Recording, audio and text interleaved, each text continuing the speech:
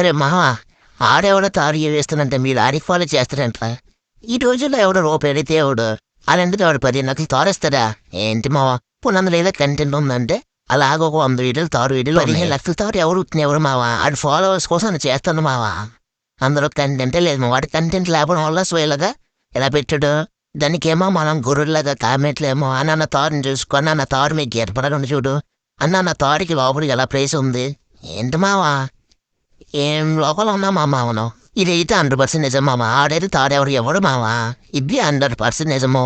ఆడి దగ్గర కంటెంట్ లేదు మావా. ఆడి కంటెంట్ లేకపోవడం వల్ల ఇటువంటి వీడియోస్ పెడతాడు. మీరే చూడండి, జస్ట్ ఆడు ఓన్లీ ఇలాగా రీసెంట్ టైంలో 100 వీడియోస్ పెట్టాడు. ఓన్లీ అది కూడా తాడు గివేస్తుంది. ఒక్కడికి ఇవ్వడు మా వాడి దగ్గర ప్రజెంట్ కంటెంట్ లేదు.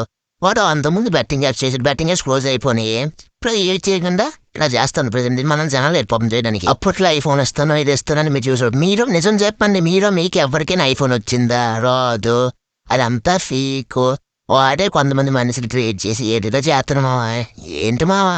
బెట్టింగ్స్ యాప్ ఎలాగో క్లోజ్ అయిపోయినాయి. ఏదో విధంగా డబ్బు సంపాదించడం ఇలా ఫాలోవర్స్ వస్తే వాడికి కొన్ని లాభాలు వస్తాయి.